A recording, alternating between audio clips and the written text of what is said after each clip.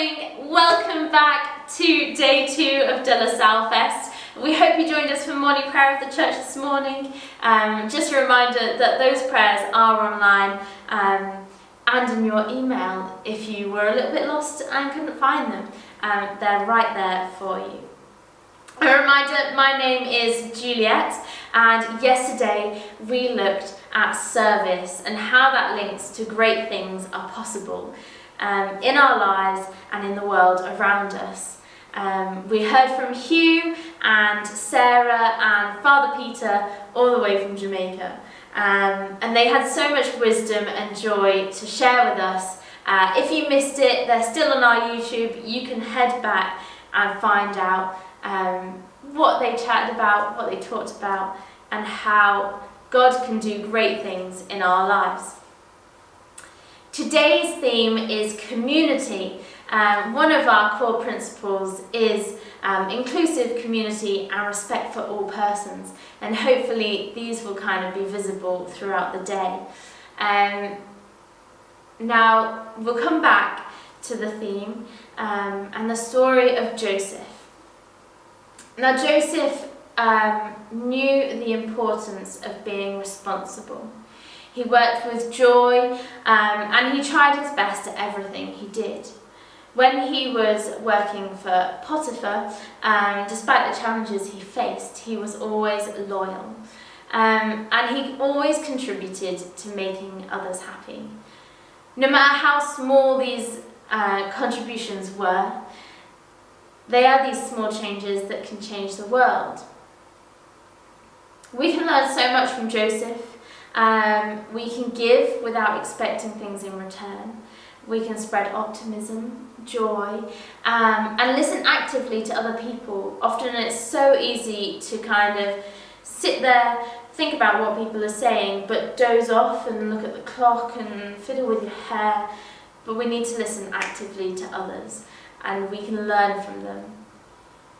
We need to keep ourselves in a cooperative attitude, to be ready to listen and act to people in our communities and beyond. And try to put yourself in others' shoes.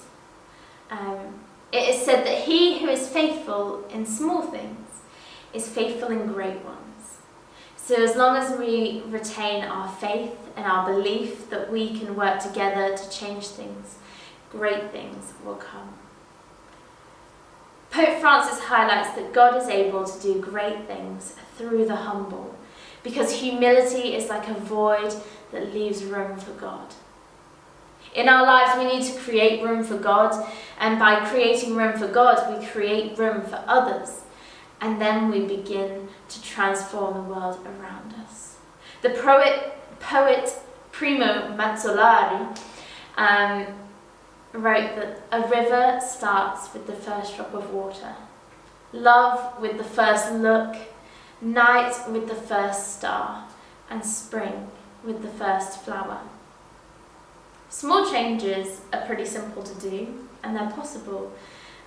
We can change the way we see things at home, at school, if we work, in our faith communities. And by working together with our communities, we can achieve great things. Eduardo Galeano once said, "Many little people in many little places doing little things can change the world." We see this through Joseph. He came from a very simple farming family, and all the work he did as he grew up and changed was united with his family at heart. When his brothers came to find him after all those years, not knowing that it was him, he organised a learning process for them to discover who they truly were and to find their potential. We say together as the Salians that we walk together by association. This comes from our founder, De La Salle, and it inspires everything we do. It is often said that a La Sallian's wealth is its solidarity. It's our treasure and our secret, but really it's something that needs to be shared. We have a commitment to inclusion, to dialogue, and to respect. Teresa of Calcutta said, "It's not what you can do, it's not what I can do, but it's what we can achieve together. Together we can do great things." So we need to give room for God to grow in our lives and to shape us and to shape his dreams through us. And by doing so, we can form our communities and create change in those around us.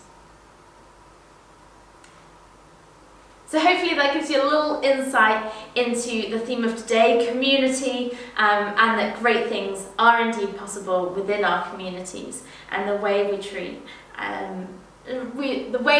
them and respect them and see them. A short reminder of times and speakers for today.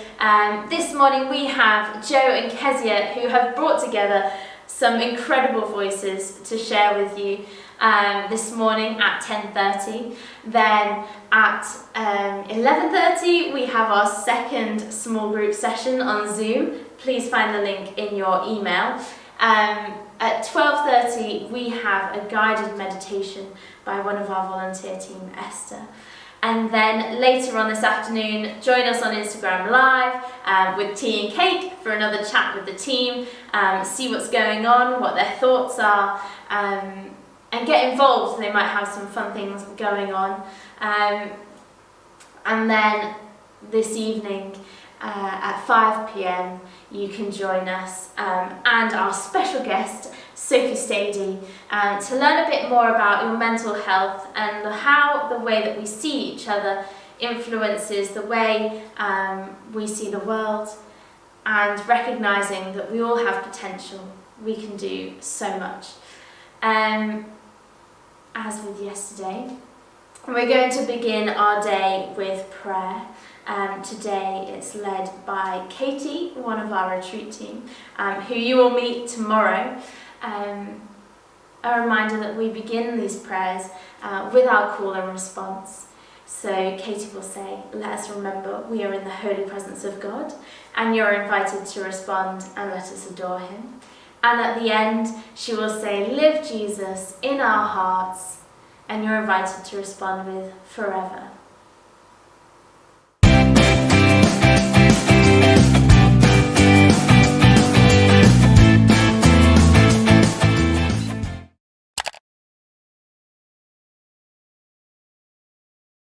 Let us remember we are in the holy presence of God, and let us adore him.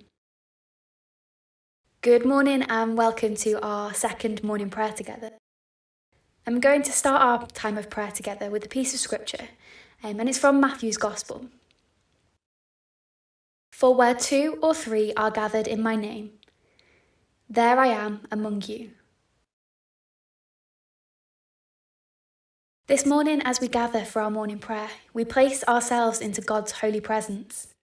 And as the scripture says, wherever we gather, whether that be in person or virtually, he will be with us. This retreat is like no other St. Cassian's retreat. And that is something that is exciting and it's new. It has given us the opportunity to gather together and form a virtual community. During these strange times, it is important that these communities pull together, support one another, pray with and for one another, and continue to spread God's love and message of good news to the whole world. There have been so many examples of community happening all over the world. From major organisations and charities like CAFOD, who are raising awareness, adapting ongoing projects, and providing aid to our global brothers and sisters, to small communities in this country, supporting neighbours and the most vulnerable. Small businesses are changing their trade to help people. People are volunteering to work on the front line and support the NHS. And even 5-year-old double amputee Tony walking 10 kilometres to raise money for a charity. And he's raised over £1 million. Now, I know that the media doesn't always portray the positives, but there has been proof that within this world there are great people doing great things, spreading love, spreading joy, and using what they have for the good of others. We are told that we are God's work of art.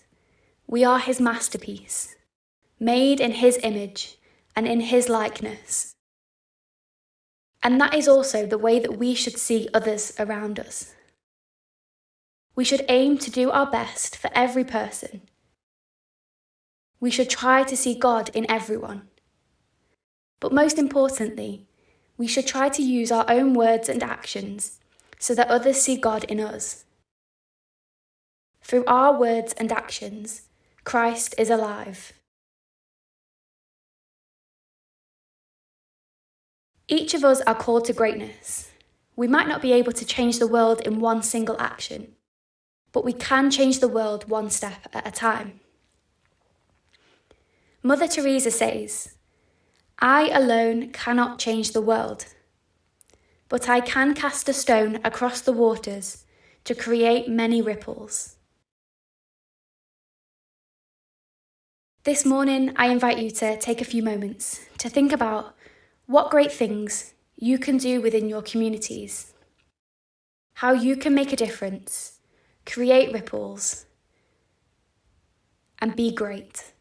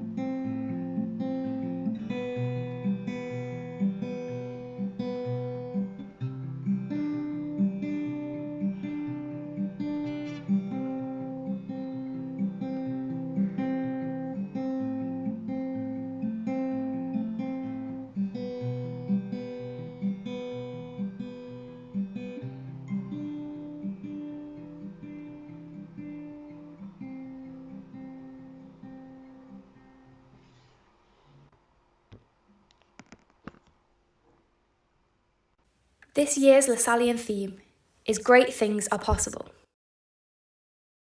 I know that it has been testing and challenging times for everyone, but it has been proven that when we all work together as Lasallians and as children of God, great things are possible. And so we take a few moments to pray and to lift up all our thoughts and all our prayers up to God as we say together, "Our Father, who art in heaven, hallowed be thy name. Thy kingdom come, thy will be done, on earth as it is in heaven. Give us this day our daily bread, and forgive us our trespasses, as we forgive those who trespass against us. And lead us not into temptation, but deliver us from evil. Amen."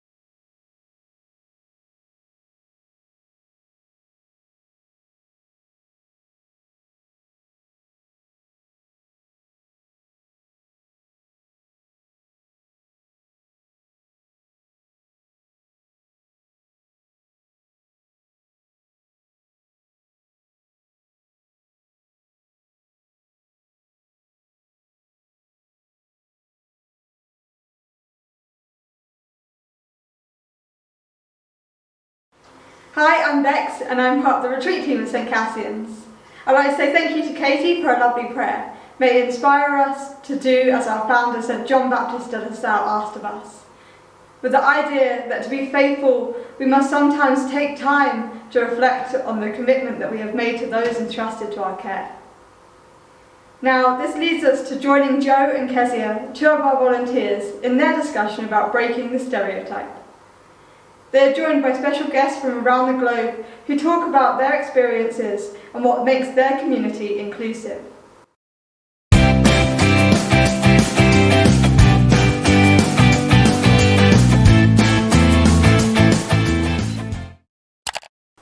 Hi everybody, I'm Kezia, I'm 20, I'm originally from Essex and it's my second year being on the Kipri team. And I'm Joe, I'm 26, I'm from the island of Malta and it's my first year on the Kipri team. So to start off today's session, we're going to be showing a short video that will introduce our theme.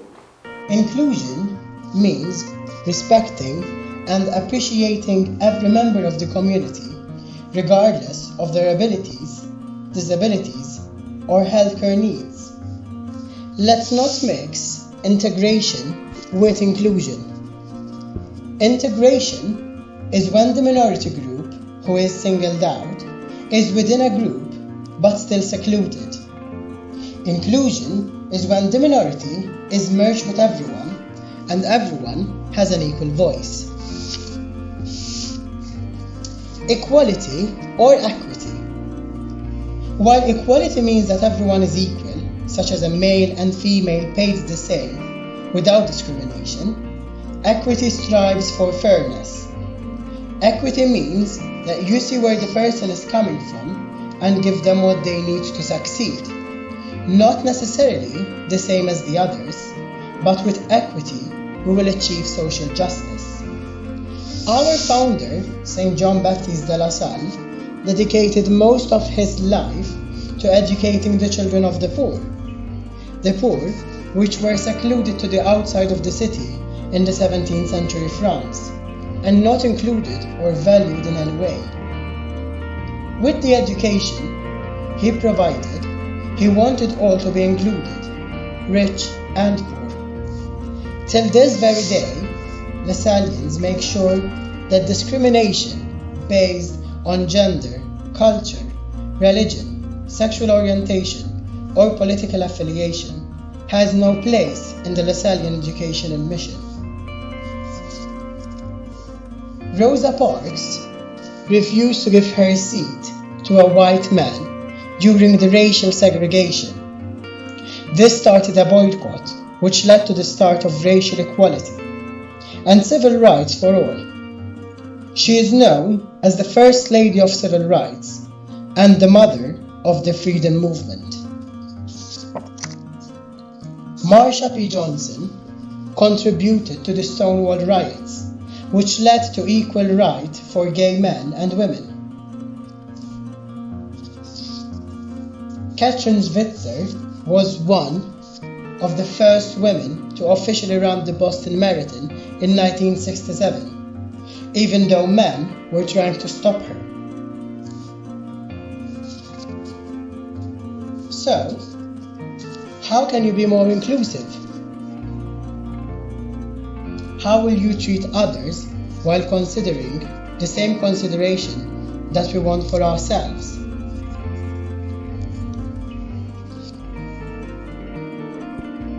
How will you be seeking out and actively connecting with them? How will you be listening and accepting those excluded? How will you be inviting them into your life? So here's a challenge. Try to be more inclusive, not only when we are at school, but also now.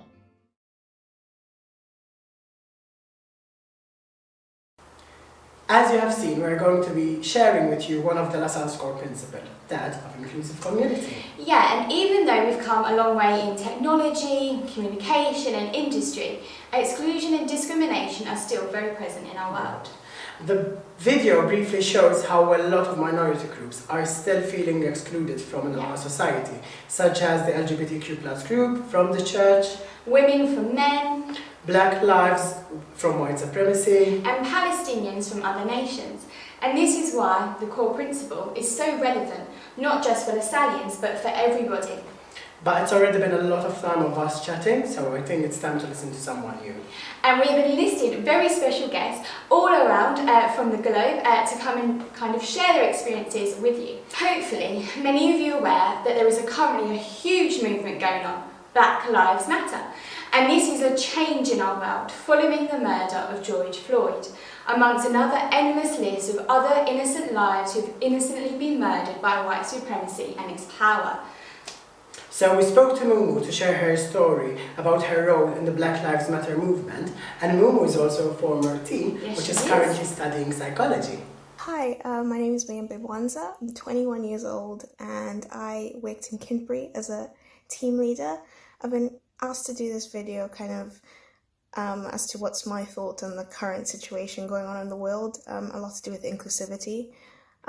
It's been very much a roller coaster of emotions. It's obviously a sad situation that's happened because, I mean, it was the death of George Floyd that's kind of been a catalyst to everything that's happened.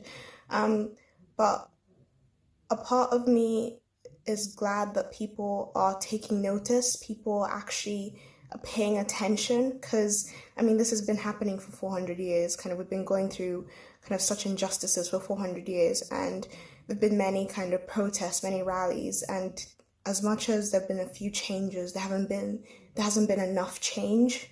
And so suddenly we have phones, and suddenly in the age of technology, we're able to film things, we're able to kind of get things further across, and it's that reach that's been helping. It's the fact that we're able now to document things, and people are now seeing that these injustices happen all over the world, not just in America, but in different cities. And I think that's the thing with a lot of people. I think they don't know that these things are happening, or they choose not to believe that these things are happening. But the sad reality is they are, and it takes for you to open your eyes and see that they are. And as hard as it is, it's you learning something. It's you now teaching yourself. I think with my response, obviously being a woman of color, being a Black woman, I've had my own experiences. I've had racial slurs thrown at me. I've been told to go back to my own country several times. And it's kind of those experiences, those situations that sadly have made me ashamed to be Black at certain points in my life. And it took kind of a lot of being taught by my parents, that teaching, and it took a lot of educating myself about history, and me being able to be proud of my skin color, be proud that I'm a Black person. And I think with a lot of people in this time, you probably, wouldn't be surprised obviously if you're thinking like, what can I do? Like, what would I be able to do in this situation? Or maybe thinking like, it doesn't involve me. But the thing is, a situation like this, just because, yes, the slogan is Black Lives Matter, it involves everyone. That's kind of, because after all, I mean, we're one human race. Obviously, I know there's a difference in our skin color, but at the end of the day, we're one human race. And if something happens to one person, it happens to all of us. And that's how I think people should be seeing things. You don't have to be kind of rich to make a change. It takes you being able to just, even if it's just you listening to somebody. And obviously, yes, donations do go a long way, but whether it's sharing stories, whether it's literally just sitting down with somebody and listening to their story, because that's what helped me, was me sitting down with friends, people who maybe weren't the same skin color as me, sitting down and telling them my story, and that helped, having someone to listen. It's you obviously sharing such stories, it's you educating yourselves, reading up on racism and the history of racism, because the sad thing is racism doesn't have to be in your face and very loud. It can be hidden, it can be systematic, it can be inbuilt in systems, jobs, workplaces, and that's the sad reality of it. And if people took time to educate themselves, to actually look around and open their eyes, like, more people would obviously see this as a major issue. It's not just something that's disappeared. Sadly, it's been something that's been hidden, and it's been hidden very well. And so the fact that people are now opening their eyes and people are now listening, people are now educating themselves and sharing, it's truly amazing. I'm hoping, obviously, we can be a generation of change. If there's been a very diverse and inclusive generation, it's been ours, and it's the next generation that's coming. And as sad, obviously, as George Floyd's death was, he's now a man of change. He's now a man who's caused major change in the world. I mean, who would have thought all 50 states and worldwide, they would be kind of acting and kind of moving together as one. And so I think it's truly amazing that for the first time, I think in history, we are seeing true inclusivity. And even though, yes, there's still hate, there's still kind of racism, there's still those things, I think kind of everybody being together, we can trample over that. Thank you. Next up, it's our very own member, Kezia, who is going to share her experience of encountering with Palestinians while on her work with CAFOD. Palestine and Israel have had tension for many, many years. Opinions on land, power and peace.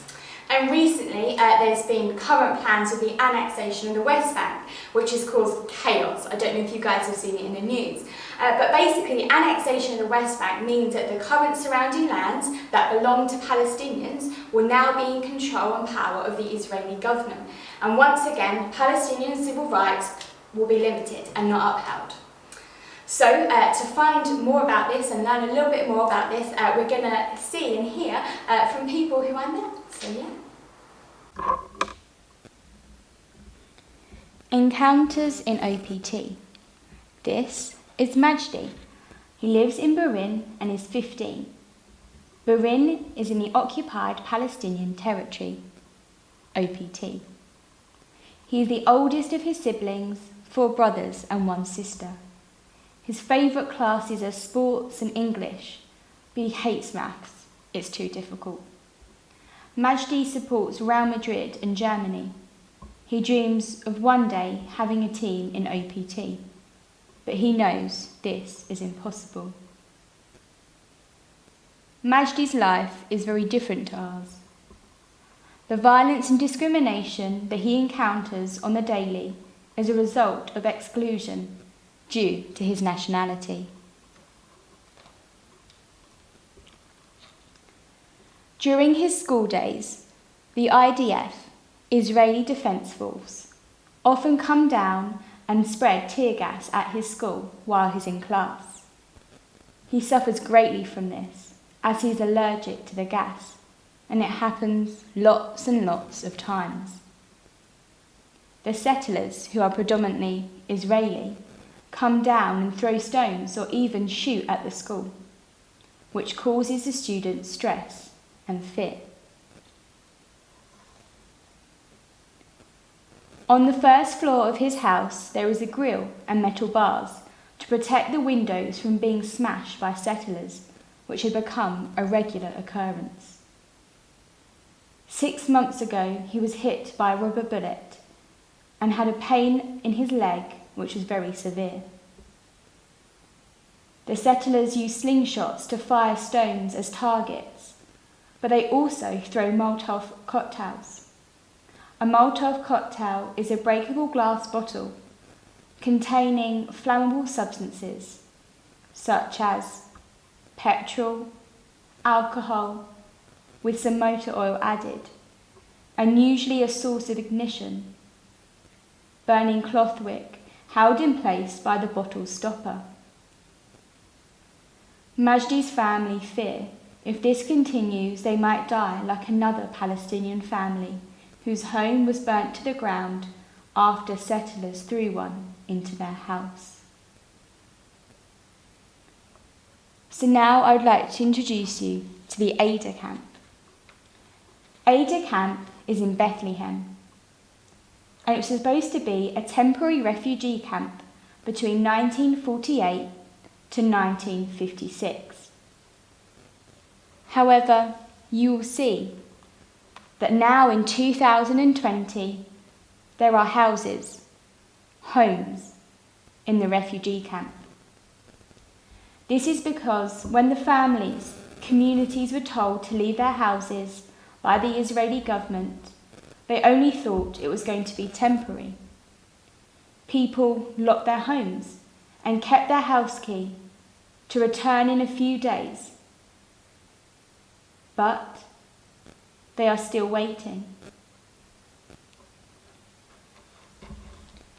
The camp now holds up to 5,000 people with one school. There are no windows in the school due to fear of shooting from Israelis. This man was in jail for 5 years and got shot in the leg by a Palestinian soldier, so is unable to work. He used to receive the benefits, but now this has been cut. Him and his friends are staging a sit, a peaceful protest in a temporary tent at the entrance of the Ada camp. But no authorities have been to see him. He doesn't know what else to do. This community has been forgotten about, excluded from society. But the story doesn't end there. It starts with you. You using your voice to spread inclusion, love, peace, and standing up for what is right. The LGBTQ plus community, which encompasses gay, lesbian, transgender, pansexuals, amongst others. In the Catechism of the Catholic Church, it states homosexual acts are intrinsically disordered. Personally, these words are very strong, and as this feeling has unfortunately in some cases led people and pushed people away from the church. So we spoke to Chris Vella, who is a lecturer at the University of Malta and the coordinator of Drachma Group, which is a group that tried to merge spirituality with sexuality. And we spoke to him to explain this more. My name is Christopher Vella. I come from Malta. I am 41 years old and I work as a lecturer teaching history at the University of Malta Junior College, teaching particularly for students in sixth form age, more or less. I'm also a member of the local teachers union. I'm a member of the council of the teachers union as well. And from the perspective of LGBT, I am the coordinator of Drachma, LGBTI, which is the local kind of Catholic space for LGBTIQ people. And I'm also co-chair of the Global Network of Rainbow Catholics, which is a global network of about 50 organizations from all over the world of Catholic LGBTIQ plus groups from around the world. And I'm also board member of the European Network of Parents, treasurer of that organization as well. So multiple. You have many hats when it comes to the. I have many hats. And locally as well, with regards to the LGBTIQ movement, I'm also a member of the National Consultative Council for LGBTIQ Matters. So together with other representatives from the other LGBTIQ organizations in Malta, we kind of give advice to the ministry on LGBTIQ matters. So that's how I am generally involved within this particular area of work, both locally and internationally. So considering that you come from an LGBT and Catholic perspective, do you see that there are clashes between the two? And if so, what kind of clashes? Okay, so when I was growing up, the two seemed to be 2 worlds apart. And I would say with a huge universe between them. Kind of, you could be gay but not Catholic, you could be Catholic but not gay. Kind of, the two didn't seem to be coming. And it was completely, taboo subject here to speak about being gay, bisexual, trans. You couldn't have a boyfriend, you couldn't be out that much. There was a lot of fear, fear that you would be rejected by your own family, you'd be rejected by the church. So many people my age, more or less, always hid it, lived within the closet.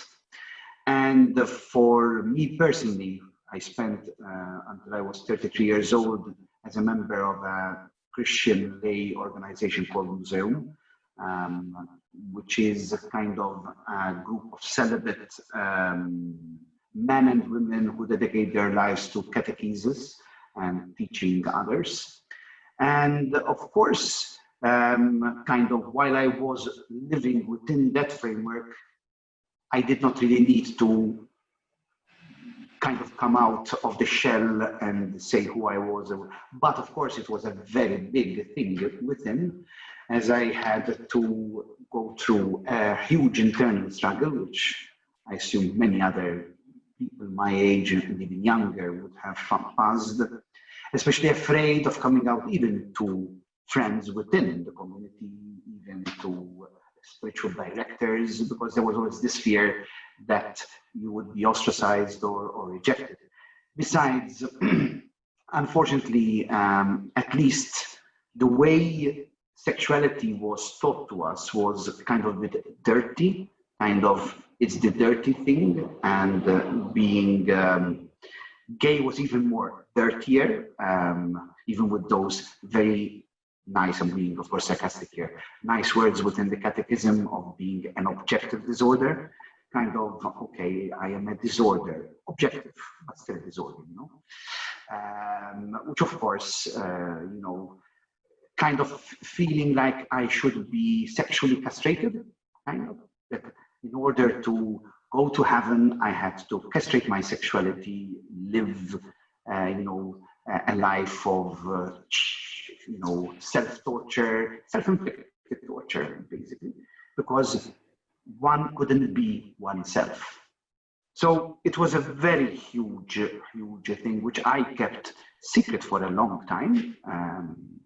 I mean, I did speak with a few friends of mine eventually, and to even priest friends of mine, slowly coming out of the shell and trying to understand myself. But it was always within a kind of negative kind of dimension, with a lot of guilt associated with it. So it was not easy. It was a huge thing, particularly in Catholic Malta, where things were so, you know. However, by time I made my decision to move out of the Christian lay organization, I did not move out, mind you, because of my sexuality. Kind of, it was not like I was going out to find a boyfriend or something of the sort, but, part of it was to try and discover myself and my faith. And that involved a difficult but very important process of deconstructing my faith approach, the way I looked at God, you know, God, the Father, who is more like the judge, you know, kind of image, breaking down, you know, certain concepts about sexuality, about intimacy, loving others, even the concept of love, because within a particular, you know, Joe, because you were kind of involved, so you have an understanding of what I'm saying. I don't know if, of course, the audience out there would totally understand, because it sounds like coming from a different world, but in reality, when you are within a particular specific Catholic environment, and within this particular organization, this particular frame of mind would be ingrained, doctrinated into your mind, and you accept it as natural. When you realize actually that is not natural at all, and that you have to actually, you know, deconstruct your faith and discover the God, you know, the real God, the real face of God, beyond the caricatures that are present, you know, sometimes. And then you realize, even digging deeper into your own faith, into the works of the, you know, the church fathers, and even in Catholic theology itself, that, you know, sometimes the way we've been taught was very selective, that left out other important sources within Catholic tradition. So we're not talking about, you know, going Buddhist or going, you know, out of your faith to something else to try and discover God. God is there, but kind of, he's so much mugged up in this caricature that you don't really see the real God and the real self. because many a times you end up building a whole caricature of yourself as a human being. And living at the time in the 1990s and early 2000s, that was still quite a taboo subject. You know, okay, people started talking about, but it was still kind of, you know, the gays, kind of as if there's some kind of word freaks out there. And even in my head, you know, despite being bisexual myself, you know, I still had this freakish understanding of what being gay, because, you know, maybe some people who were out there might have expressed themselves in a particular way, which I would have not seen at all with it. So kind of that didn't help. However, coming out of and passing through a whole process, spiritual process, and I was very thankful even to the Jesuits, because I did the Ignatian exercises, the spiritual exercises of Saint Ignatius, and that was very helpful. And then my own spiritual director, who was a Jesuit then, actually encouraged me to encounter drachma. So I've had heard that, you know, way back in 2004, I had heard, you know, in the news and newspapers of the time that a group was being organized for gay Catholic people. But I mean, I was in the museum, so it wasn't, you know, my thing. So so when this opportunity came, I met the leader of the time, who was Mario Gerardo, who was the leader of the group at the time. And slowly I started to encounter the different people, and it offered me a good space where I could ask questions that I had been so much afraid to ask to myself and about God. And I found people who could understand me and who could also walk with me in my journey. So it was, the group also offered me this safe space. It's a word, it's a phrase I love using for drachma as well, because it's what was for me, but it is also what we try to do even today with our people. Yeah. A safe space where I could become the person that God wanted me to be. Break down some of those weird ideas that were building up, you know, in my own, had built up in my mind, you know, and start to discover, you know, faith. It should be even go beyond courageously, you know, the pale of the church in the strict sense of the word. Particularly when then I met Tyne, and I did the very big step, which was for me very big, of deciding to start, you know, a relationship with another person,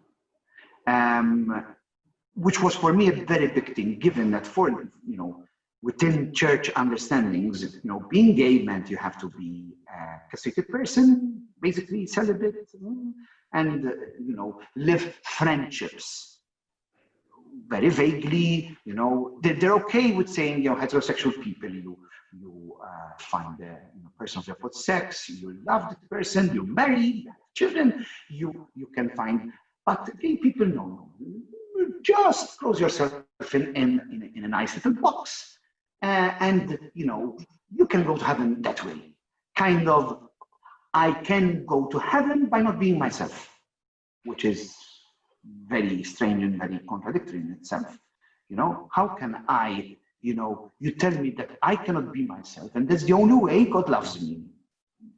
To me, you know, understanding that God created me the way I am, he had to be really cruel and sadistic to then tell me, okay, I've created you like this, but now, hard luck, you have to live in a box, because, you know, that's how things are. And for me, it was quite, you know, kind of charting new ground, because up to now, even when priests and other people used to speak about gay people, kind of always did the ideas, but of course, you have to understand, when being gay was frowned upon, when the gay unions were not recognized, when being gay would be ostracized, of course, people ended up hiding.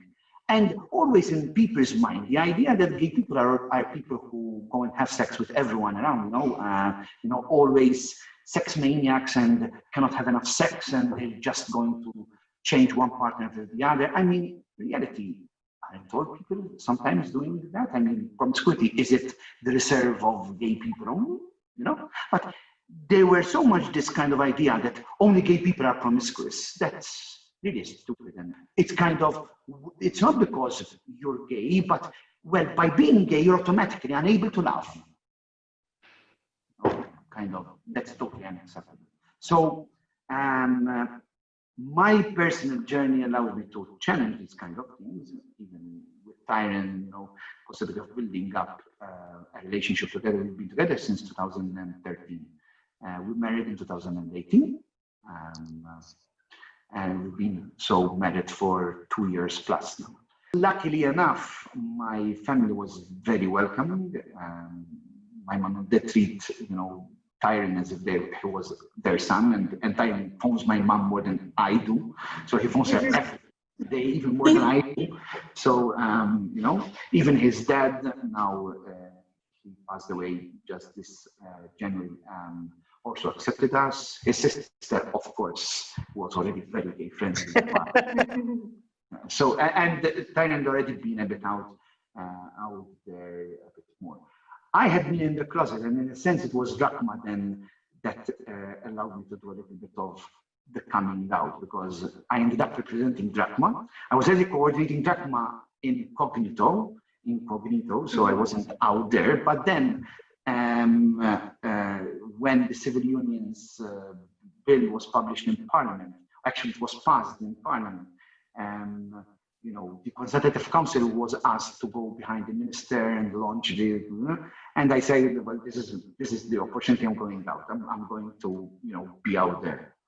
And I went out there. It did have, and it gave one side. It gave me the opportunity to get, you know, to get all my family, the extended family, friends, and the people who get to know without having to tell each one of them, hi, I'm gay, hi, I'm gay. You know, it's easy, you know, done. So you see me on television, I'm there, you know, and it's done. It's dusted. But at the same time, there were, you know, some people who, even within the church, who were shocked when I came out. I was involved in a particular parish as the coordinator of the parish youth group, and I was involved in the parish ministry, you know, coordinating the liturgy and all that, and I was kindly asked to refrain participating because people were a little bit overshocked by my presence. Just to say then on the other side, here in Budia, the parish know about us, people know about us, but we read at Mass. I'm also part of the local Fraternitat at Eucharistia, of the Eucharist. So, and actually I was invited to it. I didn't even show any interest, and we kind of volunteered to read at the church. The secretary told us, the parish priest wants to talk to you. And me and Tyron were, oh my God, what does he want to tell us? Maybe he's going to do a whole sermon on you're being a gay couple, you cannot be leaders, you know. And when we went to the church, oh yes. When you read, make sure you are reading out loud and people can hear you. And Tyron and I looked at each other. This is very different from what we expected. We didn't expect, you know, just explanation of the protocol of doing reading in a church. We expected something else. Luckily, I mean, it wasn't even an issue for the parish priest. It wasn't even an issue. So just to tell you that, you know, there are two sides of the coin, even in the local church. As Drachma, we have very good rapport with the local bishops. The church and the gay issue have improved. Doesn't mean that there aren't groups that are arch conservative, that are against the gay issue. There are families that are homophobic and transphobic. So yes, those realities also exist. But there are also positive situations like the anecdotes I mentioned that show that people are welcoming as well. And it depends, I think, on the way you present yourself. You know, as long as you present yourself as being a serious person who takes seriously your faith as well as your sexuality, in a responsible way and all that, people, don't really bother if you're with a man or with a woman, So that's been my experience. Thank you very much. Thank you. What's your hope? Have you got any hopes and dreams for Drachma? From your account, it just seems a beautiful way that you've combined your faith and your sexuality. What's your hope? What's for the future? How can people support your work that you do? Even on an international level, it doesn't make sense because.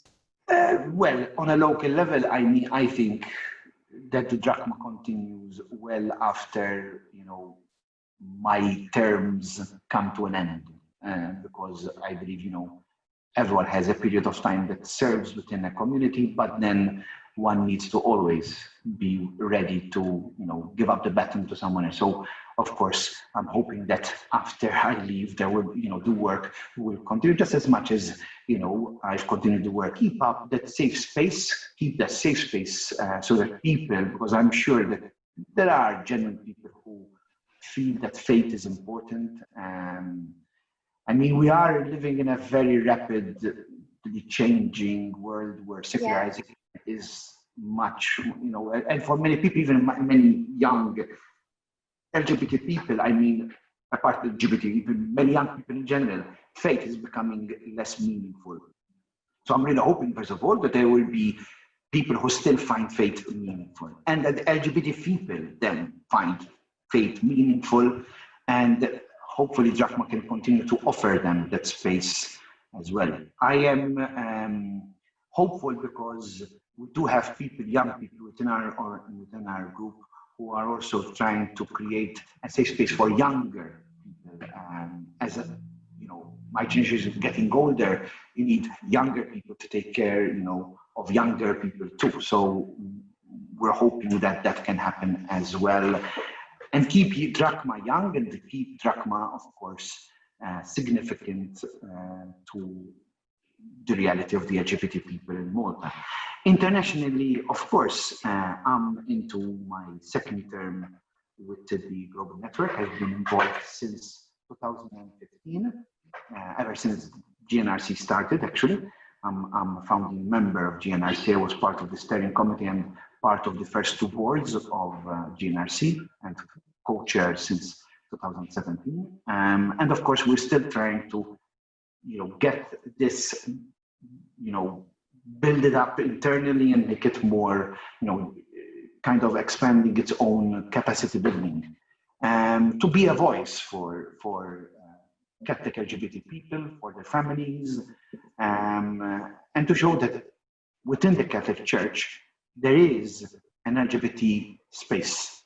And these people are not against the church, but want to feel part of the church and want to help the church become further enriched. Because it's only by appreciating the diversity, the rich diversity of the church, and even realize that even within the church resources itself, within its own theology, there exists already the grounds to widen one's understanding of sexuality, one's understanding even of gay relationships, even the sacramentality of gay relationships, which was partly recognized even in the 2014 Synod, that recognized that gay people can live quite heroic, lives of self-sacrifice within a gay relationship. So yeah, I'm hoping that at least in my lifetime, that can be more recognized. Whether or not we will have a re-understanding even of the sacrament of marriage, let's not go there. That's too complicated an issue. I personally believe that, yes, that could be something that, there is already a theological current moving in that direction, and even within GNRC, we have some of the best theologians in LGBT fields that are collaborating on this area as well. So yes, we really hope that we can, even see more hope in the direction, particularly even for our transgender brothers and sisters, because the gender issue is still a big stumbling block for the church. I mean, that kind of obsessive in a sense, but maybe I'm not being too Christian here, but that overemphasis on the biological sex rather than the gender identity, which modern science is showing is the way we should look at gender, is problematic. I understand that, of course, the church's beliefs are built on natural law and with the understanding of male and female were created and all that. But really and truly, if we really understand that even God is not a male or female in reality, I mean, just looking at the teachings of Pope John Paul I, then I think there is greater hope even there for a wider understanding of things. So that's my hope. Chris, I have one last question. People who are not within the LGBTIQ community, how can they contribute to assisting like LGBT people in their faith journey? Well, there are what we call allies, meaning that people who are not LGBTIQ+ can still be allies of the movement. I mean, of gay people, of LGBTIQ people, just by being their friends, just by accompanying them, by being respectful, by appreciating the beauty that lies within those persons, their relationships, and not considering, even their struggles as trivial or unimportant or, something contested, but really walk with people. I think that can be a very, very important contribution in this respect, because that's what we need, The more even young people, I mean, I've seen it even with young people here in Malta that, there's less homophobia and transphobia among young people. There are, of course, pockets, there's always, as much as there are racists around and all that. There are racists even within the LGBTIQ movement, so let's not go too far. But I tend to see that younger generations are more accepting of difference. And I want to make emphasis, we don't want toleration, we want acceptance. You don't tolerate my existence, kind of, oh, well, there's nothing else you can do, just tolerate it to exist. You kind of close an eye to your existence. No, I want you to accept me, to celebrate my identity, to celebrate me and my fellow, brothers and sisters, and people, who don't want to commit to any gender in particular, and celebrate that, and walk with us, and be there with us. But also not just for LGBTIQ people, because for me, this is also very important. There are also many minorities, many people of difference, of all kinds of difference. It's accepting that difference in all its variety, not just sexual difference or gender difference, but all these varieties. And realize that God does not create in, monotone. God creates in color, God creates diversity, and even our fixation that, things are, boxes, rectangles, and, God creates so many varieties. I mean, why do we want? I mean, it's us humans who want to put things into order so that we can understand it. But that's not God. Let's not try to put our understanding onto God and tell him, okay, you shouldn't accept these people because we cannot understand them. Okay, let's grow. Throughout history, unfortunately, women have been marginalized and oppressed by others, especially men. Basic things such as voting, education, equal pay, basic opportunities are still commonly deprived from women in many areas around the world. Yeah, and to explain this a little bit more, we have Champri Manga, who's currently studying political and international relations. Hi, my name's Champri and I'm 18. In terms of how I feel about the current situation in the world, obviously everything that's going on with the Black Lives Matter movement, I support racial equality and, equality regardless of one's gender, sexual orientation, race, ethnicity, religion. In terms of how I voice my opinion, I actually have a blog and I write about different social issues that the world is facing at a time. And I also use social media to raise awareness, so I'll often share posts to my Instagram story. I think the key to more inclusivity, specifically with race, is to make sure that the playing field is leveled out as much as it can be, because, you know, like if people have been oppressed for a very, very long time, it's impossible for them to get onto the same social and kind of job standing as the oppressor or the traditional oppressor. So that's one thing that needs to be addressed, you know, making sure there's equality of opportunity. And in terms of making there be more inclusivity with gender, we've seen, you know, quotas being introduced, for example, for MPs in Parliament, just to ensure that there's accurate representation of what the UK looks like. So yeah, those are my thoughts. So you guys have watched kind of 4 images and videos of kind of minorities in our world. And I know for me, what really stood out to me was Chris Vella, when he was talking about having that space for people to talk and to actually, the importance of a safe space, you know, to allow your sexuality and your spirituality to be one. But that's, you know, only going to happen if there are those spaces, if there's Drachma and the Rainbow Catholic movement, which is an international movement.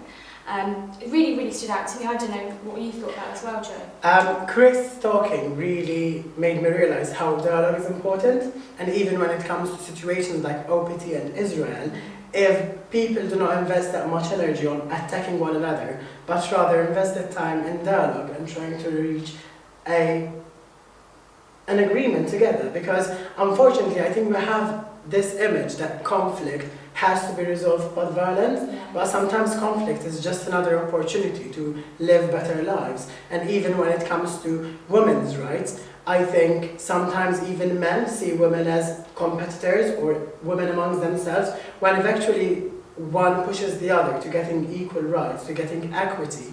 We wouldn't have all this energy wasted on unnecessary conflicts, because really and truly we can all live together in harmony and in an inclusive community. And yeah, I think that's what really stood out to me, you know. Black Lives Matter, such a big movement. You guys, you're the youth. You need to be that generation at that forefront, making that change. We need to break down those generations of racism and stand up in protest and do what we can in any capacity, social media, blogging, protesting, signing petitions, to stand up and to make a change, really. No action is too small to create change. Sometimes if you throw a pebble in the sea, it's just one pebble, but it creates a ripple effect that will go on for a long time. So sometimes if one of you takes one action, other people can follow up that action, and that's how revolution starts. That's how we're going to change this world. That's how we're going to become more inclusive. And that's it. That small inclusion leads to a big inclusion, where hopefully everybody will be included in society. Exactly. And we'd just like to say a massive thank you to our guests, Chris, Mumu, Champri and Cathod. Thank you, Kezia, for sharing very your much. personal journey. And as we reach the end of the session, hopefully you have become more aware that it is not a case of them and us, but it's a case of we as a global community, we as brothers and sisters, we as one human family. And yes, this is hard, this is a challenge, and at points it's difficult and we're like, no. But actually, to be inclusive of everybody, it's what we're called to do as people of faith. We believe that nothing is impossible with God. And to kind of help you guys, we're going to provide you with some resources that are going to help you in taking action and being inclusive of everyone. So make sure you check your emails. Thank you for watching and listening. Bye!